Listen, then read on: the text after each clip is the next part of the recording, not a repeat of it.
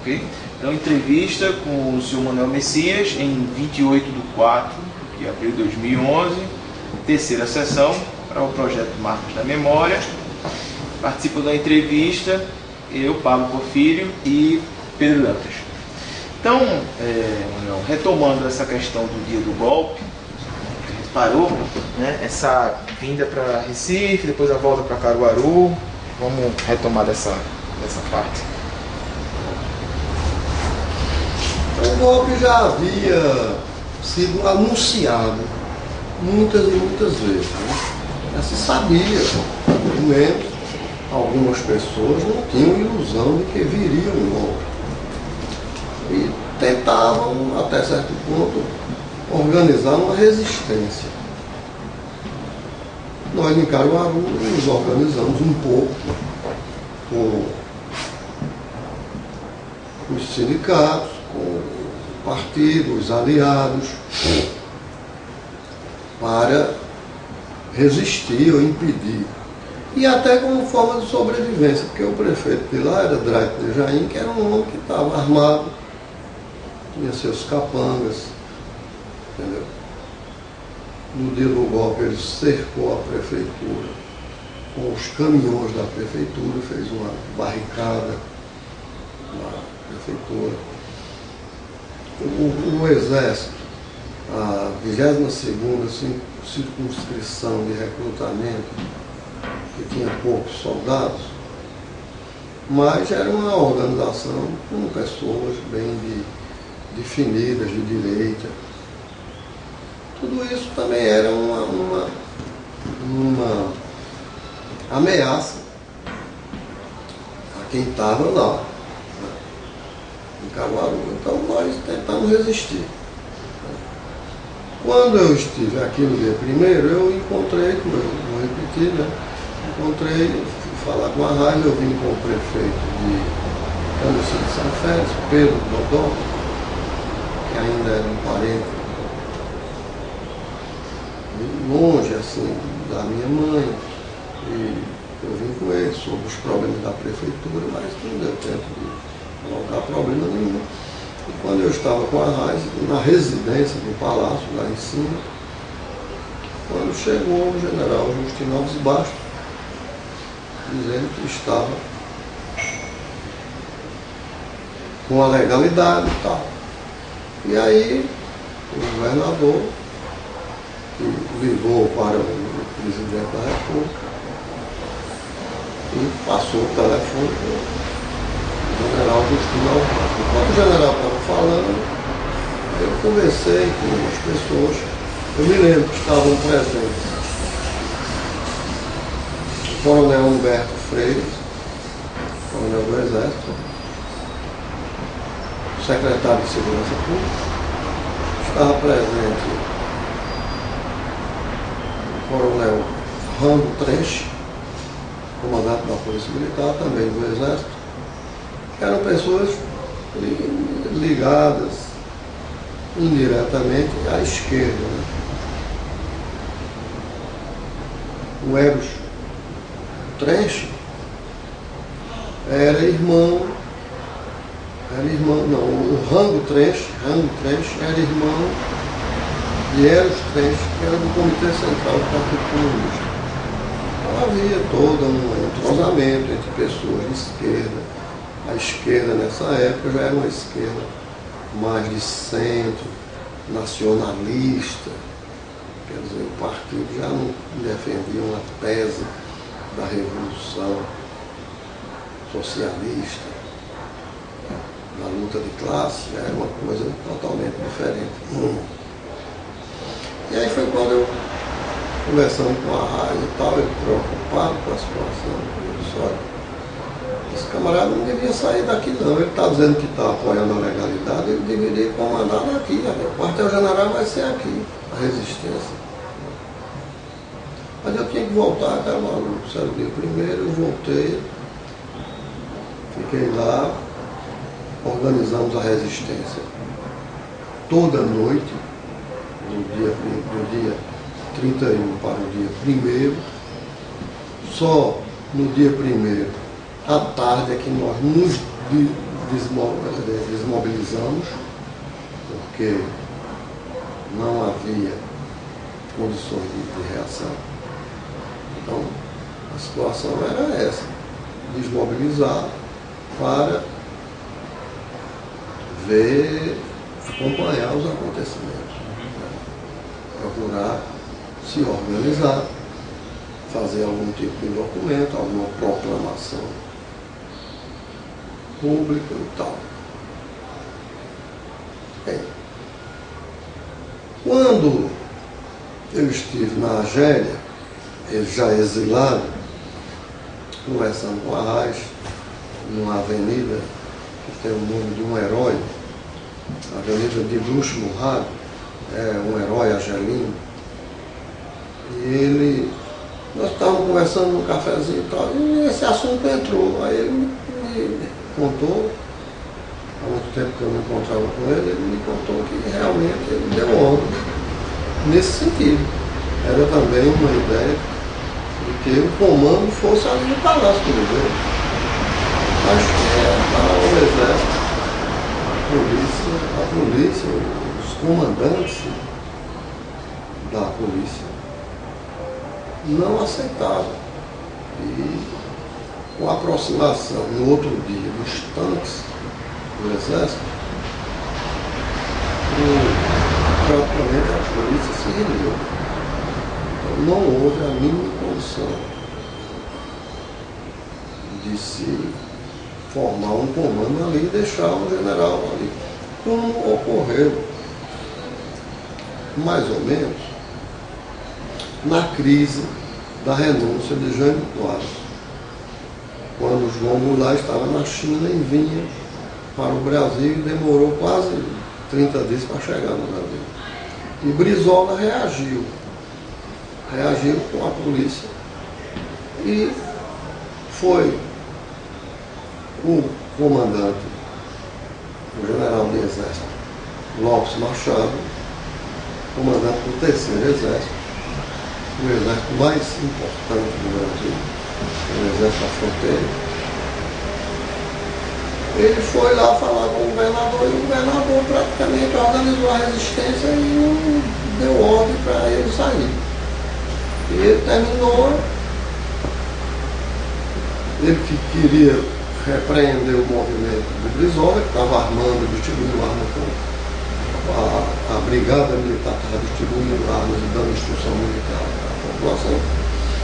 Ele praticamente ficou lá.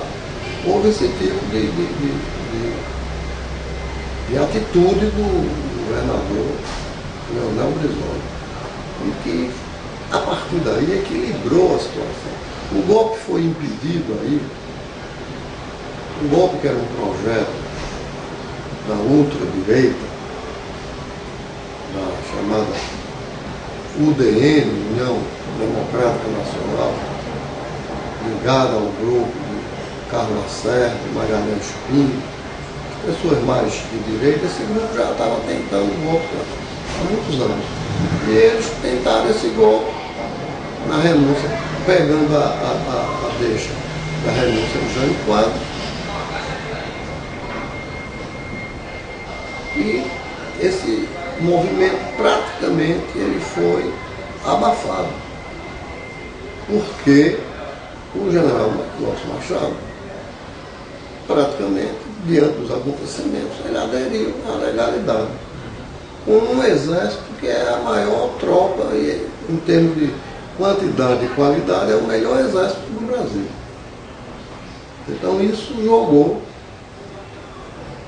na composição de um sistema parlamentarista, não é isso?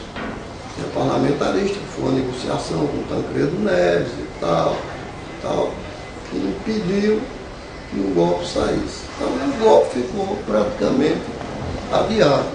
E como eles não queriam João Goulart, achavam que João Goulart era ligado ao Partido Comunista, era sindicalista, eram umas coisas muito reacionárias, muito atrasadas.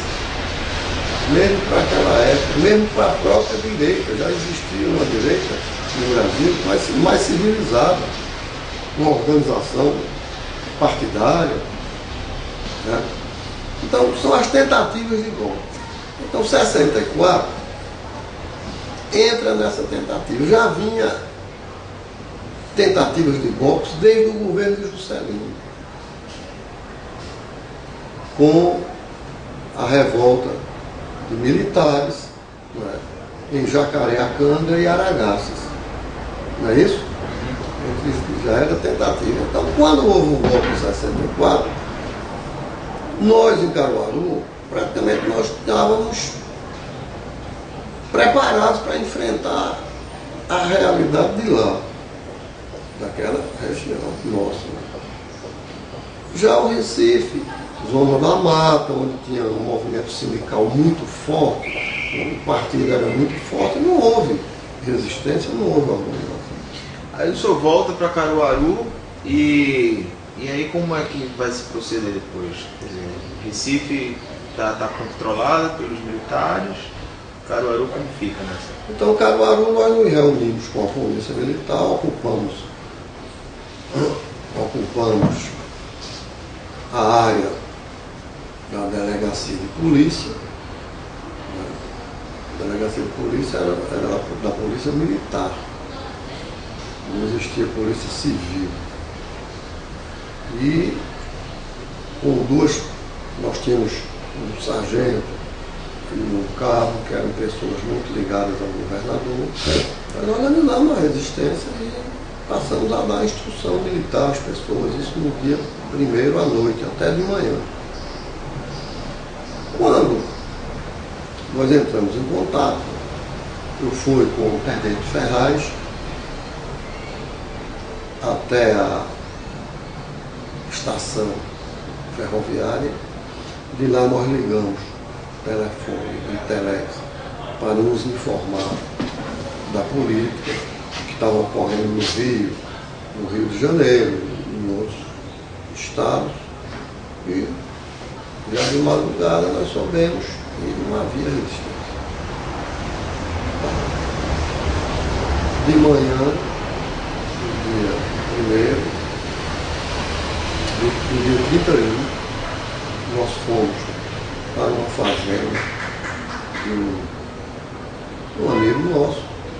E lá nós discutimos, houve uma discussão entre aliados, pessoas do partido, movimento sindical, algumas pessoas da igreja. Discutimos que não havia condições de resistir. Havíamos que desmobilizar. Escondemos as poucas armas que tínhamos. Teve uma pessoa que ficou encarregada, Josias, ficou encarregado de guardar essas armas. E até há pouco tempo essas armas ainda estavam enterradas, com plástico e tudo. Ele era o presidente do sindicato dos hoteleiros. Uma pessoa muito legal, muito inteligente, está vivo, está aí para escrever a história. Então, e cada um fosse para onde quisesse ir, para onde pudesse se safar. Bem, nesse exato momento, lá em Caruaru, as pessoas começaram a dispersar por os lugares que eram possíveis, né? Eu resolvi tomar contato com a direção do partido em Recife. Então, no dia 31 à tarde, eu cheguei aqui. Eu vim num carro que era, inclusive, da Confederação dos Bispos do Brasil. Passei pelos bloqueios, porque o carro... Fui na Assembleia Legislativa. No Palácio do Governo já ninguém se aproximava. Estavam os tanques já ocuparam o Palácio. A Assembleia Legislativa estava cercada. Eu ainda me aproximei, ainda dialoguei com um militar. E eu queria entrar, tal, queria falar com o deputado, tal, mas não deixava. Aí foi quando eu fui embora, encontrei alguns. Havia pessoas na rua, de qualquer jeito. Encontrei Miguel Dália, que era secretário de Ordem Social e Costumes, um negócio assim. E também a Luiz Falcão, Ivanildo Avelar. Encontrei também de Jaci Magalhães.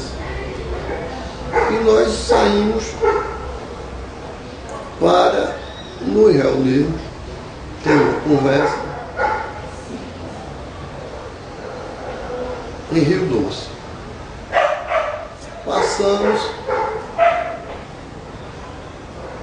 Passamos pelo bloqueio do Exército, porque um dos caras que estava com a gente, conosco, era parente lá de um militar e ele tinha a senha. Ele tinha a senha e passamos. Não era uma coisa propriamente organizada, nem pelo Exército, pela direita, e muito menos a esquerda era totalmente desorganizada. E aí nos reunimos para aguardar informações. Né? O Martins também estava presente, Arsênio Martins Gomes, poeta de Caruaru. E nós fomos nos reunimos numa casa em Rio Doce, não me lembro bem onde era, à noite, e aguardamos notícias. Né? As notícias eram difíceis, né? Você ficava ouvindo mais rádio para saber notícias, não tinha telefone. As casas, a telefoneira era indireta, né? Não era nas casas praticamente. Ficamos esperando, até que chegou notícia de que a ordem era ir para os aparelhos, se esconder, esperar os acontecimentos. Não sair à rua, tentar recuar organizadamente. E aí nós também tínhamos algumas armas que eram da própria da Polícia Civil, um jipe, deixamos o jipe no posto de gasolina. As armas, eram poucas armas, 3 ou 4 metralhadoras ainda. Nós enterramos num terreno de areia, perto de mangue. Se houvesse necessidade, ia buscar, mas o tempo deve ter destruído. E aí cada um resolveu sair. Eu fui para a casa de Hugo Martins, ele tinha se mudado recente, a casa dele não era conhecida. Eu fiquei lá, na casa dele. A Luiz Falcão tomou o destino pela Paraíba, outras pessoas foram de barco até outro lado do estado e conseguiu chegar em São Paulo. E eu fiquei por aqui. Aí entrei em contato com algumas pessoas do partido.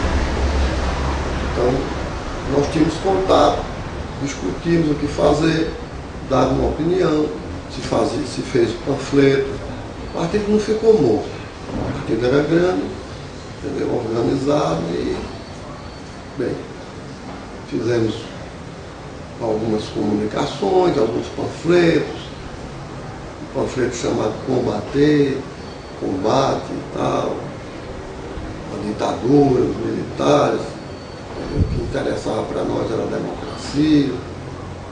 Isso aí em 64? É, 84.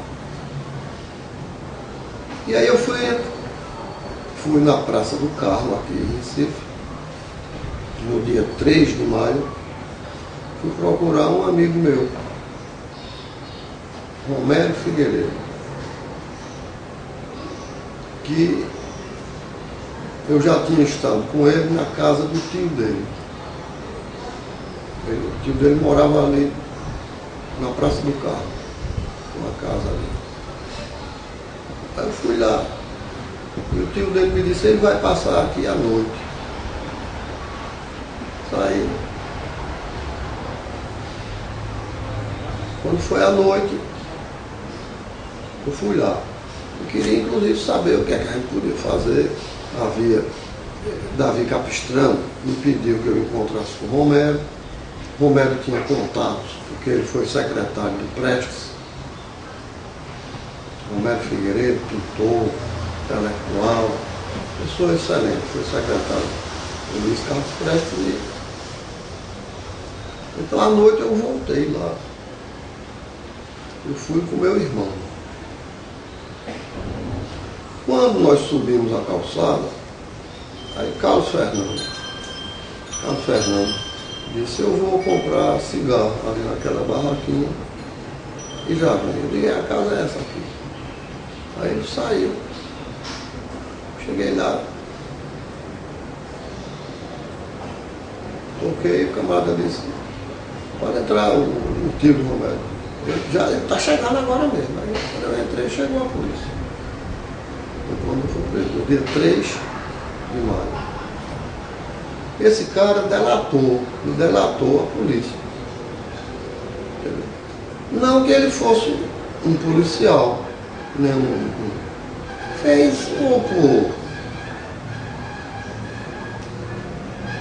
tirar proveito de alguma coisa, ou porque não era um cara de esquerda, não tinha passado. Já era um senhor, ninguém sabe direito. Logo depois ele morreu, não dá para saber o que foi que houve. Meu irmão, quando voltou, comprou cigarro, quando voltou, ainda me viu quando os caras me empurraram dentro do jeep. Eu fiquei no assoalho, os caras com os pés em cima, me levaram para a Secretaria de Segurança Pública.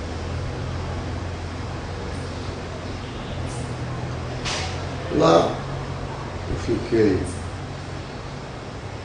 vários dias na Secretaria de Segurança Pública, no BUC, e muita gente presa. Onde funcionava? Onde funcionava a secretaria?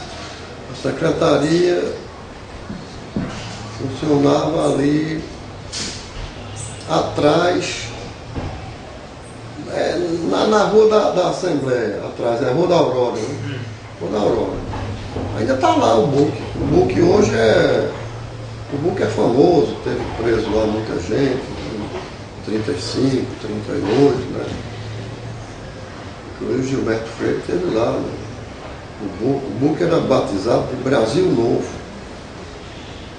Então, fiquei lá. Um tio meu, que era chefe de Xangô, tal, religião africana, de manhã cedo apareceu um menino lá vendendo café. Cafezinho lá cafezinho, um biscoito, ele vendia na grade do BUC. E aí eu pude conversar com ele. Ele disse, você vai a tal lugar, lá no ponto, no terreiro, e leva esse bilhete, um bilhete pequenininho, entrega a Eugênio. Tá aqui o dinheiro, dei o dinheiro a ele. Ele foi. No outro dia, eu estava olhando a escada de dentro do muro, quando eu vi, passou meu tio. Ele foi me visitar, levou comida, roupa. Eu ainda vi de longe. Mas ele passou antes na intendência do Exército. conversou com um amigo dele, o coronel do Exército, o Legário, que era o homem da intendência. E o coronel queria que eu fosse transferido para lá. Havia um parentesco também do meu tio com o coronel, com a minha família e tal. O coronel se empenhou que eu fosse transferido para lá, porque naquela altura dos acontecimentos, o medo é que as pessoas fossem mortas por agentes ligados ao movimento anticomunista, ao comando de caça aos comunistas e ao movimento anticomunista, mas é que isso ocorresse. Então ele foi lá, mas não tentou. Com a tentativa dele, aí eu fui transferido, piorou a minha situação. Eu fui transferido para o quartel de Vilóque, Casa Forte.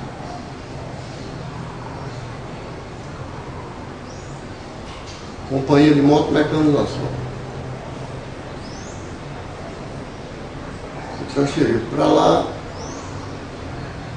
amarrado, com arame, não tinha corda para amarrar os presos, não tinha mais algema, não tinha mais fio para amarrar, amarrava com corda de fio. Cheguei lá, descemos um monte de pessoas, ficamos encostados na parede, apareceu um sujeito, jovem ainda, tenente.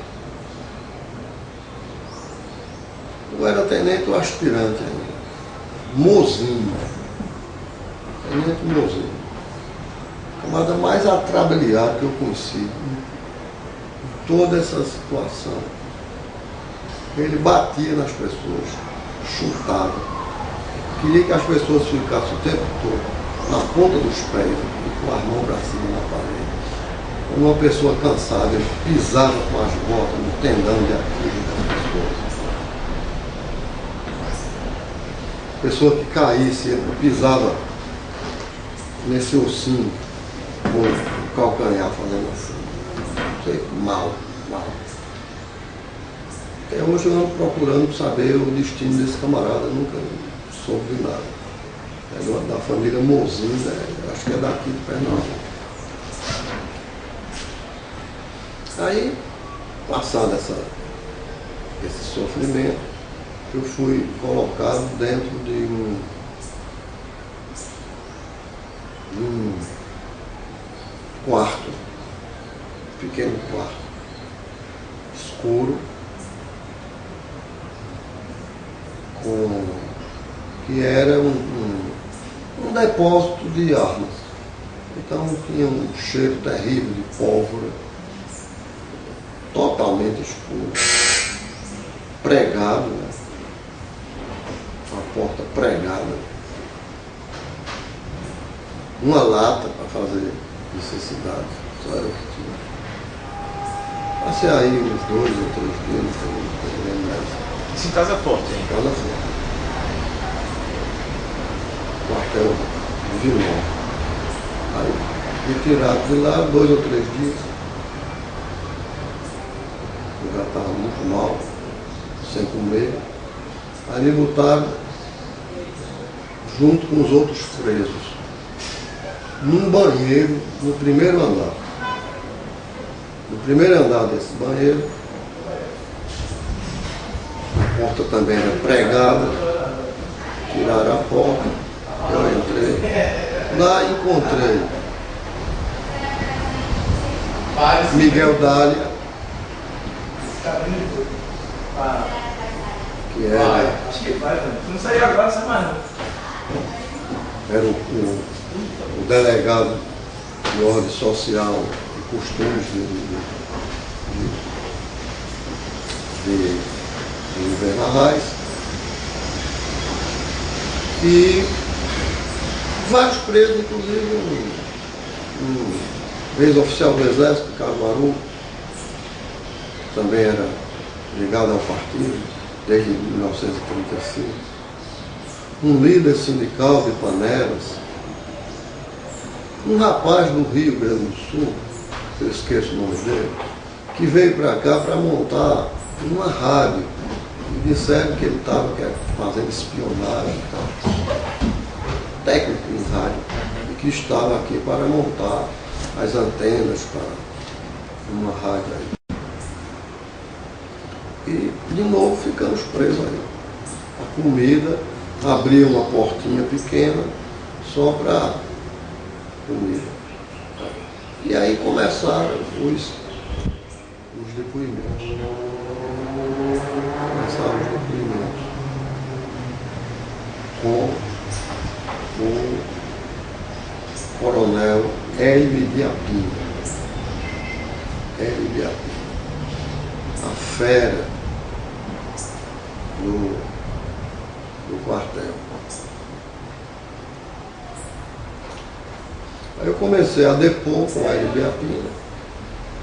Quando terminava de depor, interrompia por algum motivo, me botavam na cela de 1 metro por 2, a gaveta, a cela de punição militar, né? Na outra, eram 3 celas, eu fiquei numa, na outra do meio, depois botaram Francisco Julião. Até conversei muito com ele me dizendo que estava escrevendo um livro, até Quarta Isabela.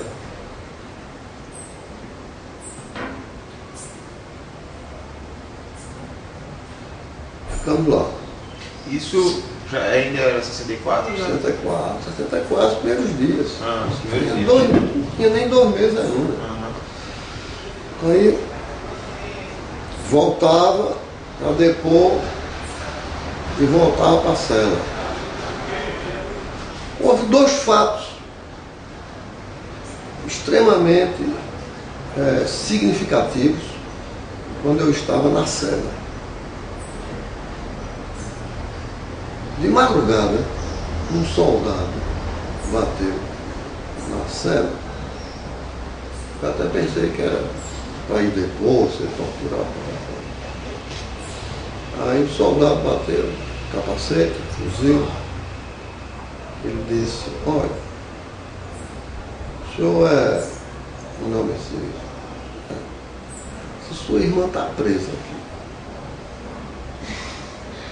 está lá em cima, lá no segundo andar, segundo ou primeiro andar, segundo andar, com Hélio de Apina. Um rapaz, minha irmã é de menor, tinha 15 anos. Foi preso lá. Foi preso em Caruaru, no colégio das freiras. As freiras se passaram para esse papel de polícia, por ordem do exército, trancaram ela numa sala lá no colégio onde ela estudava, e depois entregaram o exército trouxe para o Recife. E ela ficou lá em cima, presa. O soldado me avisou no ato de solidariedade. No outro dia à noite, também à noite, um oficial de dia bateu na grade. Aí eu aproximei. Aí eu vi que era o oficial de dia. Diga também. Ele disse, rapaz, nós estamos lascados. Acabaram de caçar Juscelino. Juscelino está preso. Ele vai ser caçado de vez. Eu não concordo com isso. Tenente Lima. Mas ele escreveu 2 livros contando mais ou menos essas histórias. E eu vou sair do exército por causa disso. Tenente Lima, filho de um general alagoano. Eu vim encontrar o Tenente Lima muito tempo depois. Ele realmente saiu do exército, entrou no MDB, foi prefeito de São Miguel, da Barra de São Miguel. Um homem que virou civil devido a um ato dessa natureza. Nesse inteirinho, eu saí, terminei os depoimentos com o Ibiapina, aí fui para o xadrez, lá embaixo, X1, que era uma espécie de regalia. No X1 eu encontrei Ivanildo Avelar,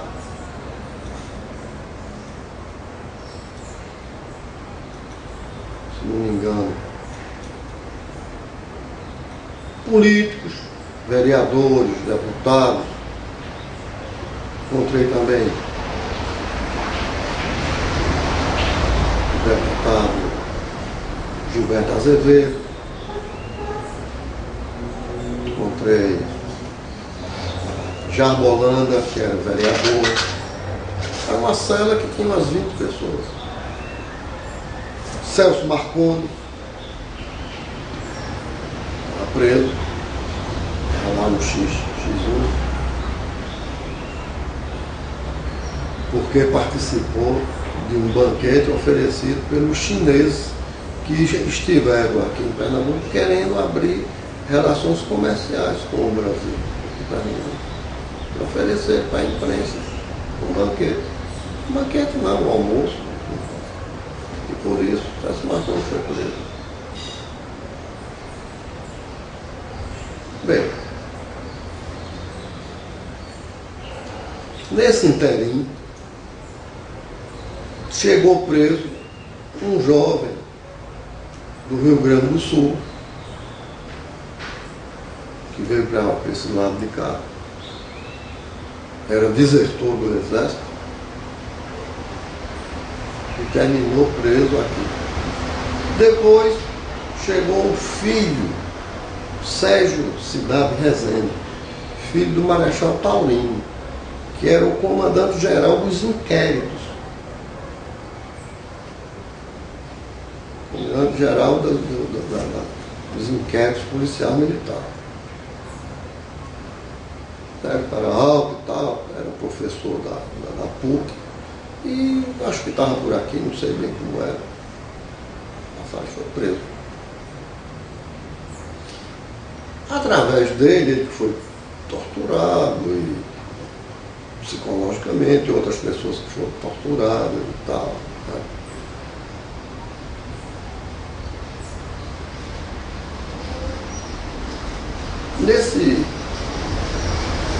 Nessa conversa, ele recebeu a visita do pai dele. Então estava lá um dia e tocou, a corneta tocou um toque de Marechal. E chegou o Taurino, que veio a mandado de Castelo Branco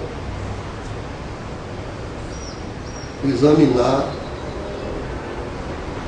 as prisões de Pernambuco, porque se falava que em Pernambuco todo preso tinha sido torturado e tal e tal. E ele queria, o Castelo Branco queria um levantamento correto sobre isso. Então, chegou na porta do xadrez, falou com o filho dele, falou com algumas pessoas. Ele, o Viloc e o Ibiapina. E aí, conversa muito rápida com os presos, não. As pessoas com medo de delatar, de denunciar. Né? E eu estava no papo bem de frente, estava de lado, aí disse: e você, jovem?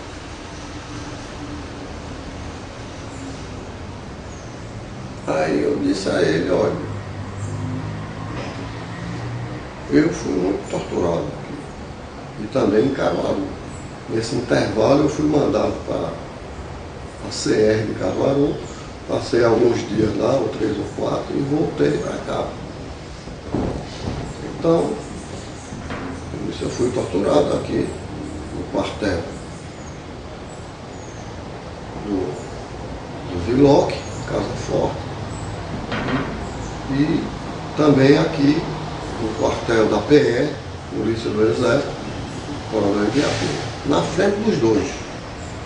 Mas não é mentira, então, não é mentira. Além do mais, o senhor Coronel Filó forçava os presos, nós os presos que estávamos trancafiados num banheiro, que nós cantássemos o hino nacional. Senão não recebiam comida e tal, o que é uma desmoralização. A ideia que nós temos da nossa nação, do nosso hino nacional. E o general virava-se, o Taurino, o Taurino virava-se para o ajudante de ordem e dizia: tome nota. Tome nota, o cara tomava nota. Aí eu descrevi as torturas que eu passei no quartel do Viloque, as torturas que eu passei lá na Polícia Civil, no Brasil Novo, no BUC, e as torturas que eu passei em Caguaru. E as torturas que eu passei através da Polícia Civil no comissariado de Água Fria, onde eu fui colocado dentro de um xadrez com água até a altura do joelho, e as paredes com piche fresco. Fiquei preso aí. Eu acho que eles tinham ideia de me matar aí, provavelmente. Mas meu irmão e João Lira Neto, atual vice-governador hoje, eles descobriram onde eu estava e foram até lá. Chegaram lá e perguntaram bem alto: tem um preso aí, fulano de tal e tal, não sei o que, falando alto. Nós trouxemos a roupa dele, comida e não sei o que, remédio, uma pessoa, entendeu? Tal. E o camarada disse: não tem não. Eu ouvi e gritei: tem sim, eu estou aqui e tal. Falei, dá para ouvir no comissariado. Isso denunciou a minha presença, eu estava desaparecido. Então tudo isso eu relatei ao Marechal e ele mandava tomar nota, né? E mais que o Coronel Ibiapina prendeu minha irmã, que tem 15 anos. Então os dois ficaram tão violentos que o Viloque se retirou, ficou apoplético, não podia falar, ficou vermelho. O Ibiapina também se retiraram da frente do xadrez e eu continuei falando para o Marechal Taurino. E aí estendeu-se. E eu terminei contando as torturas das pessoas que eu vi. Julião, que levou muitas porradas na cabeça, do sargento do dia, que era fulano de tal, esqueço o nome, lá na companhia de guardas, ali na Visconde Suassuna, e um outro trabalhador, um jornalista, saí do que eu conhecia, né? Falei de Gregório Bezerra, falei de Gilberto Azevedo, falei de Miguel Dália. Bem, aí encerrou, ele foi embora. A partir daí eu não fui mais molestado. Ele foi embora, o Marechal. Uns dias depois, chegou lá um oficial do Exército, um cidadão de óculos, intelectual, um homem muito fino. Ele me chamou, eu saí do xadrez, entrei numa sala, ele estava lá, só nós dois, ele com um maço de papel e uma caneta. Ele disse: eu vim a mandado do Marechal abrir uma sindicância dentro das Forças Armadas, com base nas denúncias que o senhor fez.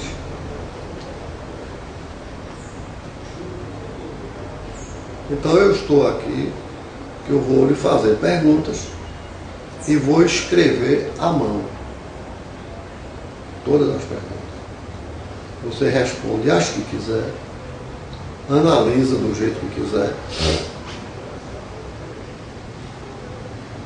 E depois você lê tudo, modifica algo que queira, acresce algo que acha importante.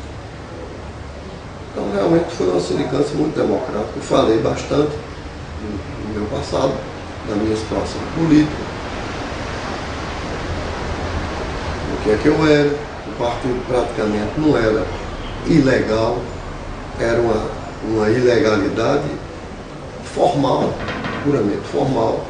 Eu era secretário do partido, eu tinha estudado na União Soviética, economia, ciências políticas, durante um período. E saí aí conversando e terminou.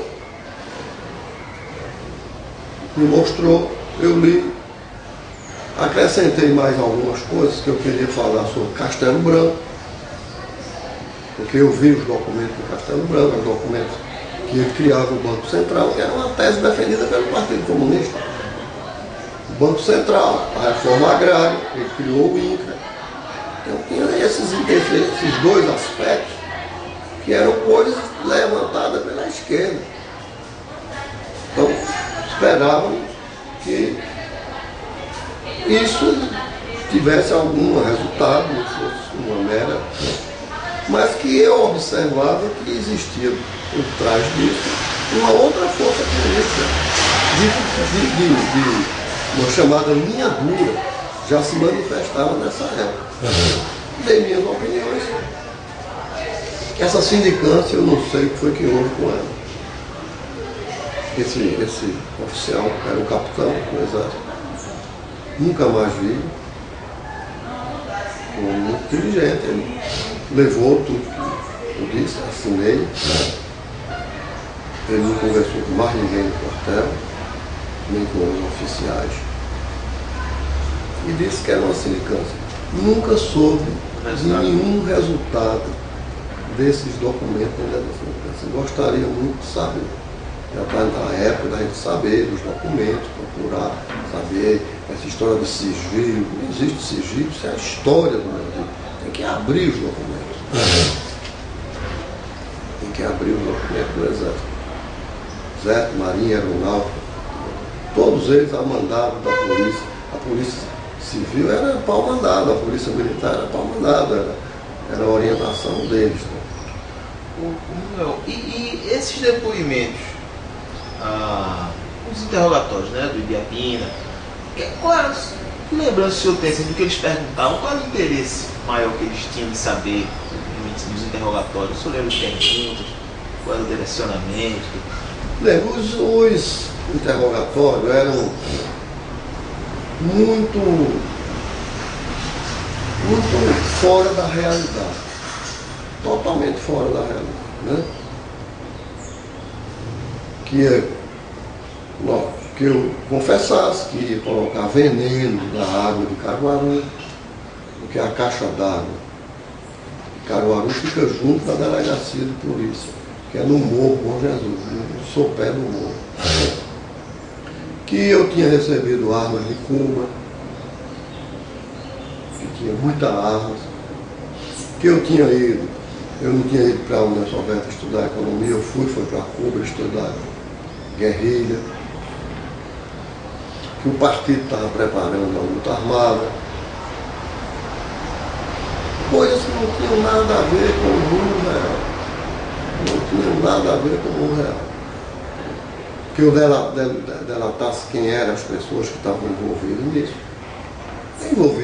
E eu respondi que envolvido politicamente eram as pessoas que eram conhecidas da polícia, do exército, que eram as pessoas ligadas ao partido oficialmente. Não havia esse tipo. E o debate era sobre isso. Então eles se zangavam, eles esculhambavam, torturavam as pessoas que queriam esse tipo de confissão. Não existia. Isso não existia. Não havia nem como se confessar nada nessa natureza. Eu nunca fui a Cuba,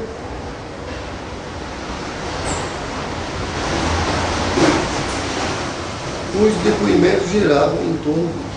Escavaram a casa da minha mãe em Caruaru, o chão da casa e a sala de visitas, abriram valas procurando armas.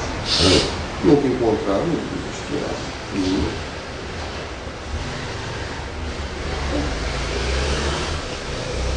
era uma idiotice. Uma idiotice. O Brasil ia submeter a Rússia. O Ibiapina, um homem atrasado, fora de sua época. Que Juscelino, encontraram uma carta de Juscelino para mim, que Juscelino também era comunista, que eu pusesse dizendo que Juscelino era comunista. Tinha fotografias minhas com Brizola, em Caruaru, que eu também dissesse que Brizola era comunista e tal. Vai por aí. É um depoimento muito maluco. Nada disso foi real, nada disso era real, nem foi dito por mim e nem assinado. Me limitei a dizer o que existia dentro de uma certa legalidade democrática. Existia um sistema democrático funcionando no país. Sempre me ative a isso. Queria que confessasse que a Raiz era comunista. Mas eu queria pegar um líder estudantil e um secretário político do Partido Comunista em Caruaru e membro do Comitê Estadual para não só me desmoralizar, mas incriminar as demais pessoas. Isso eles não conseguiram. As pessoas que eram do Partido Comunista eram do conhecimento público, porque nós assinamos um manifesto pedindo a legalização do partido. Manifesto público que foi para a Justiça Eleitoral. Então, eram estes os depoimentos. Não eram depoimentos longos, porque eram coisas factuais que eles queriam, factuais não, eram coisas ideológicas que eles queriam colocar. E por conta disso deixavam o camarada meses preso antes de terminar o depoimento. Mas até que enfim não me molestaram mais, não me torturaram mais. Um certo dia o Ibiapina mandou me chamar, eu fui. Hoje você tem que terminar o depoimento. Aí trouxe aquilo tudo, aquela papelada toda, um camarada batendo na máquina lá. Não tinha mais nada a acrescentar. Assinei lá o que eu tinha falado. E ele me mandou, no mesmo dia, para a casa de detenção. Quando encerrava os depoimentos, a pessoa ia para um depósito de presos. Aí a casa de detenção. Fui lá para a casa de detenção. Lá encontrei muitos políticos, muitas pessoas, né? Valdomiro Moraes, ex-deputado estadual. Encontrei Jabo Holanda, ex-vereador, foi caçado. Gregório Bezerra, eu fiquei numa cela pequenininha, eu e ele. Uma cela bem pequenininha no raio leste, do sul. Acho que era o raio leste. Ainda está lá essa cela. Nós podemos ir lá depois. Fotografar que essa cela está lá como museu. É junto das lojinhas, tem uma cela bem pequena. Fiquei lá, melhorei, fui tratado, fui contaminado com o vírus da tuberculose, devido aos dias que eu passei lá em água fria, dentro d'água, sem comer, estava muito doente. Fui para o hospital militar, depois voltei para a enfermaria da casa de detenção, continuei tomando os remédios, era uma coisa muito recente, os médicos me ajudaram muito, né? Fernando Barbosa, Fernando Balaião, que era médico, também me ajudou muito, ele, e os médicos daqui. E eu fiquei aí até, se não me engano, 66. Em 1966, ainda existia habeas corpus, antes do final do 66, se não me engano. Eu saí com um habeas corpus.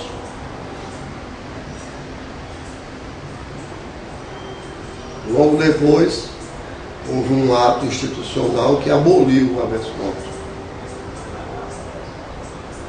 Mas dias antes, ainda saiu esse habeas corpus, e por força desse habeas corpus, tanto do Conselho,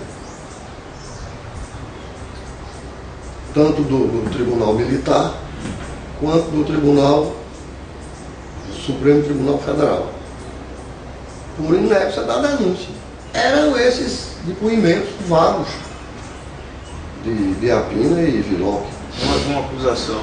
Não tinha.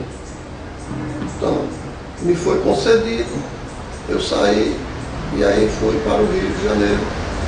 Né?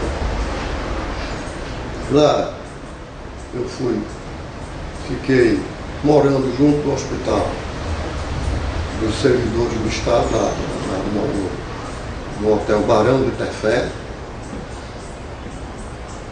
Fui recebido por Roberto Chavo, médico, Francisco Santino, médico de Pernambuco, e que eles me trataram. Terminei fazendo um tratamento com hidrazida e outros remédios contra a tuberculose, me curei. Né? E fiquei aí. Quando eu voltei